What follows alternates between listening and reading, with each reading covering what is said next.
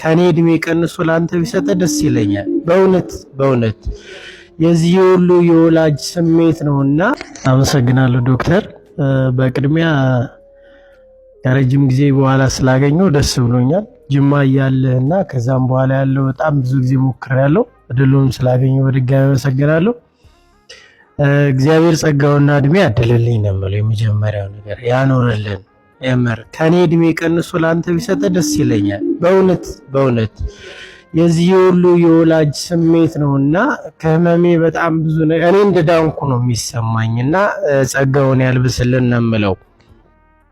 ማለት በቀን እንዳየሁት ከሆነ ይሄ 2 ቀን እኔ እንኳን ከ15 በላይ ህፃናት ነው የምሰራው በአንድ ቀን ውስጥና ምንም እንኳን ሙያው ውስጥ ባልኖርበትም ሰርጀሪ ማለት አእምሮህን ሳይኮሎጂካሊም ፊዚካሊም በጣም የሚያደክም ነገር መሆኑ የታወቀ ነው። እንኳን አንተ ለሚጠብቅ ለአንድ ሰው እንኳን በጣም ከባድ እንደሆነ አውቃለሁና ይሄ በመሃል እኛን ለማጽናናት እየወጣህ የምታረገው ነገር ህፃናቶቹ ደስ ብሏቸው እንዲሰሩ ይሄ ነው እንግዲህ እንደምታዩት ጆሮ ውስጥ የነበረው ጠጠር ማለት ነው።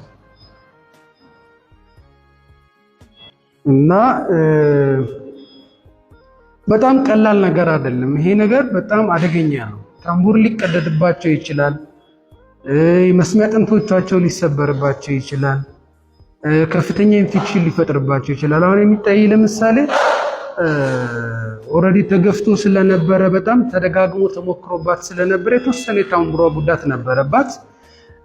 ከዛም ውጭ ኢንፌክሽን ፈጥሮባት ነበር ወደኔ የመጣችው እና ያው ትንሽም ስለቆየ የገባው ነገር ማለት ነውና በተቻለ መጠን ጆሮ ውስጥ የገባን ማንኛውም ባዕድ ነገር በጣም ከፍተኛ በሆነ ጥንቃቄ መውጣት አለበት። ፕላስ ደግሞ በተቻለ መጠን ባለሙያዎች ሲባል የአንገት በላይ ስፔሻሊስት ሐኪሞች በትኩረት እያዩ ልክ እንደዚህ በመሳሪያ ቀስ ብሎ ማውጣት ይቻላል ያለምንም ችግር ማለት ነው። የማደንዘዣ ሳይሰጥ ማለት ነው።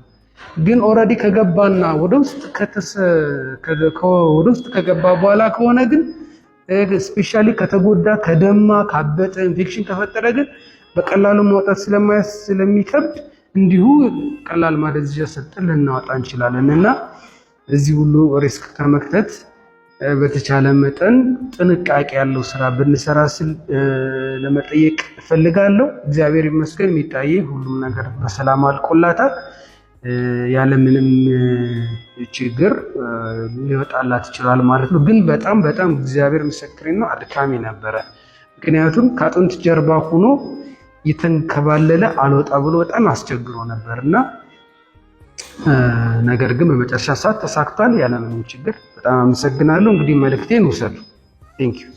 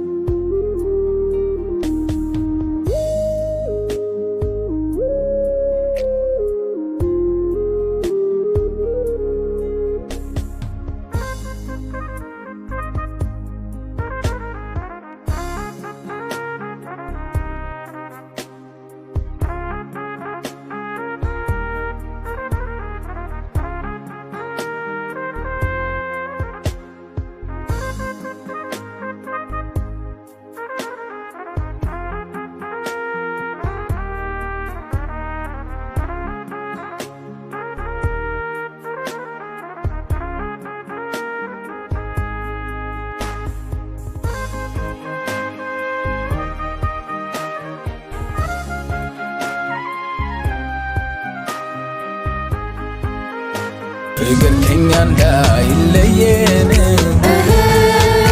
እንዲቃናልን ስራችን መጨቃጨቄ ወገድና